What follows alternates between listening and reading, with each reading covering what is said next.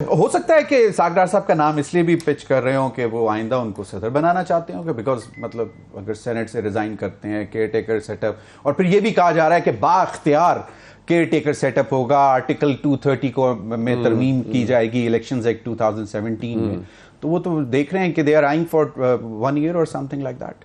بالکل. اب اس سے شبہ تو یہی پیدا ہوتا ہے کہ جی نگران حکومت جب آئین کہتا ہے کہ وہ صرف ڈے ٹو ڈے افیئرز دیکھے گی، وہ امانت ہوگی اقتدار ان کے پاس، اور 3 مہینے یا 60 دنوں کے بعد وہ حوالے کر کے چلے جائیں گے.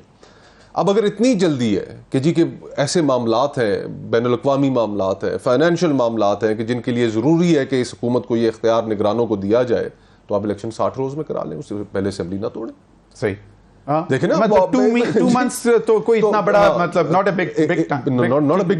big deal. اور پھر یہ شکوک و شبہات تو کھڑے ہو گئے، لوگ تو یہ خسر پھسر تو شروع ہو گئی کہ یہ جی اختیارات اگر دے رہے ہیں تو پھر اس کا مطلب ہے کہ 3 مہینے کے لیے تو نہیں. اور میں کل ایک پروگرام میں خرم دستگیر صاحب کے ساتھ تھا، تو انہوں نے، بڑے قابل آدمی ہیں، اچھی گفتگو کرتے ہیں، سلجھی بھی بات کرتے ہیں، انہوں نے ایک دلیل دی. انہوں نے کہا کہ جناب یہ اس لیے کیا جا رہا ہے کہ سعودی عرب سے ایک ریفائنری ہے، اس نے لگنا ہے $12 ارب کی انویسٹمنٹ آنی ہے.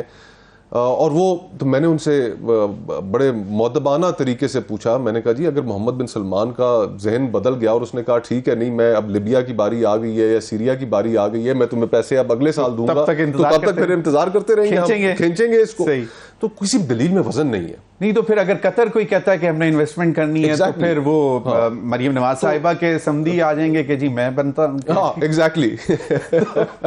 تو گزارش یہ ہے کہ ہمیں احساس اور ادراک جس چیز کا کرنا چاہیے وہ یہ ہے کہ پچھلے 1.5-2 سالوں میں ہم نے کلیکٹیولی سب نے مل کر، اس میں کوئی بری ذمہ نہیں ہے، نہ کوئی سیاسی جماعت ہے، نہ اس کے اندر جوڈیشری ہے، نہ اس کے اندر اسٹیبلشمنٹ ہے، ہم نے سب نے مل کر اپنا ایک کردار ادا کیا ہے، جس کے نتیجے میں آج ہمارا آئین لاغر آئین ہے، آج ہمارا آئین آخری سسکیاں لے رہا ہے. اور یہی 1973 کا کانسٹیٹیوشن تھا 71 کے سانے کے بعد، کہ جس نے کسی نہ کسی حد تک اس ملک کو جوڑ کر رکھا. تو اس کی اتنی بے قدری نہ کریں. بالکل. لیکن ہم نے دیکھا مصطفیٰ نواز کھوکھر صاحب کہ پنجاب کی اسمبلی ہو، کے پی کی اسمبلی ہو، آئین جو کہتا رہا، چیختا رہا آئین، لیکن نہیں سنی. سپریم کورٹ نے بھی ورڈکٹ دی ہے لیکن کسی نے نہیں سنی. تو آئین تو ابھی پتہ نہیں، میرے خیال میں وہ جس کو کہتے ہیں کہ لمبی تان کے شاید سو گیا ہے، کیونکہ ان کے سامنے تو کسی کی آئین جنہوں نے اس کے اوپر عمل کرنا ہے ایگزیکٹلی وہ جو ہے بضد ہے کہ ہم نے اس کی وائلیشن کرنا. بالکل. اچھا اب یہ ہے کہ تمام سیاسی جماعتیں ایک بات پر تو اتفاق کر چکی ہیں کہ کسی سیاست دان کو ہونا چاہیے care taker prime minister, neutral as we say neutral, not the neutral which chairman PTI میں. بالکل صحیح. ٹھیک. کون ہو سکتا ہے؟ میرے سامنے تو ایک ہے. دیکھیں مصطفیٰ نواز کھوکھر. توبہ استغفر اللہ، میں election You are not affiliated with any political party. تیاری میں مصروف ہوں. الیکشن کی تیاری کرنا ہے. شاید خاقان عباسی صاحب. دیکھیے گزارش یہ ہے کہ یہ جو سارا جو پروسیس ہے نا، اس پروسیس کے اندر جو اہم چیز ہے وہ ہے کرائسس سے بچنا. True. اس وقت اسلام آباد میں 100 کے قریب جو ہے نگران وزیر اعظم کے امیدوار پھر رہے ہیں، اور اس سے دگنے نمبر کے کابینہ کے امیدوار جو ہیں وہ گھوم رہے ہیں. ہم نے معاملات کی جو سنگینی ہے اس کو سامنے رکھنا ہے. عوام کی حالت دیکھیں کہ اس وقت اس اکنامک، پولیٹیکل، کانسٹیٹیوشنل کرائسس کی وجہ سے وہ کس کرب سے گزرے. 2 دن پہلے بجلی 7 روپے یونٹ مہنگی ہوئی ہے. 7.5. ضمیر بھائی آج ایک آدمی کو، مڈل کلاس آدمی کو یہ فیصلہ کرنا پڑ رہا ہے کہ اپنی محدود آمدن میں کہ وہ اپنے گھر کے کچن کا خرچہ چلائے، اپنے بجلی اور گیس کے بل دے، اپنے بچوں کی اسکول کی فیسیں دے، گھر کا کرایہ دے، اپنا نوکری پہ آنے جانے کا خرچہ کرے. لوگوں سے گزارا نہیں ہو رہا. اور ہماری جو ساری پولیٹیکل ایلیٹ ہے، ہماری جو ساری اشرافیہ ہے جس کے اندر سب شامل ہیں، ہم سب ایک بالکل آئسولیٹڈ زندگی اپنی مار دھاڑ میں لگے ہوئے، اپنی اقتدار کی رسا کشی میں لگے ہوئے. ان کی طرف ہمارا کوئی دھیان نہیں جن کے نام پر ہم سیاست کرتے ہیں. اگر ہم نے ان کی زندگیوں کو نہیں سامنے رکھنا، ان کی زندگیوں کو ہم نے اس حد تک، ہماری آپس کی جو لڑائی ہے اس نے اس حد تک افیکٹ کر دیا ہے کہ وہ آدمی اس وقت سب سے بڑا لوزر ہے. جس ملک میں 25 لاکھ نوجوان ہر سال جاب مارکیٹ میں ایڈ ہو رہا ہو, اس کو دینے کے لیے آپ کے پاس نوکری نہ ہو, تو وہاں پر ہماری گفتگو تو دیکھیں ہم کیا آپس میں لڑائیاں کر رہے ہیں. اگر یہ جس ملک کا ضمیر بھائی 400 نوجوان ڈوب کے مر جائے, سمندر برد ہو جائے, اس لیے کہ اس کو اس ملک میں وہ زندگی میسر نہیں ہے جو زندگی اس کا حق ہے.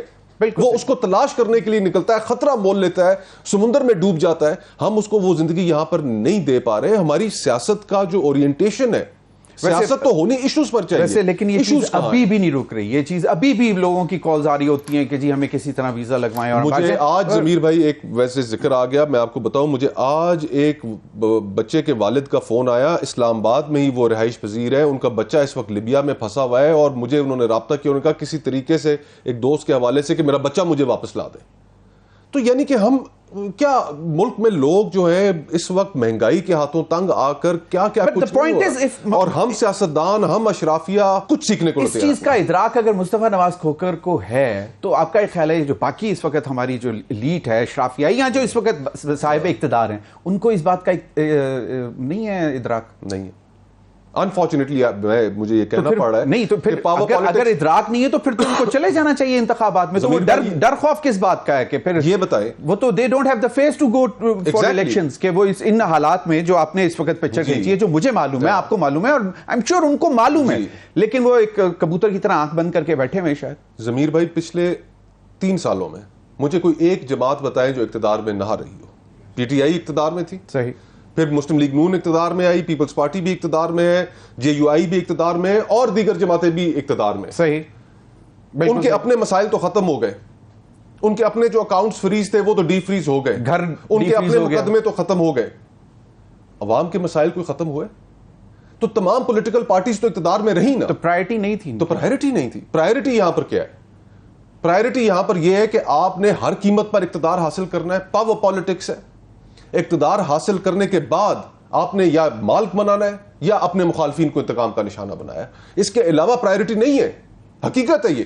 تو do you think Peoples Party and P M L in coming on one page کہ مطلب ٹھیک ہے اقتدار ہم دونوں کے پاس اگر رہے تو ٹھیک ہے ہم اکٹھے بیٹھ جائیں گے آئندہ بھی؟ دیکھیں اب آبویسلی یہ تو نمبرز پہ ڈیپینڈ کرے گا کہ آنے والے الیکشنز میں وہ کس حد تک فری اینڈ فیئر ہوتے ہیں. اس کے اندر کون سی جماعت کتنے نمبرز حاصل کر پاتی ہے, اور پھر اس کے بعد ایک پولیٹیکل فارمولیشن بن جائے گی. صحیح. لیکن سوال یہ, بھلے یہی جماعتیں حکومت میں آئیں, لیکن سوال یہ کہ جس پروسیس کے ذریعے یہ آئیں گے.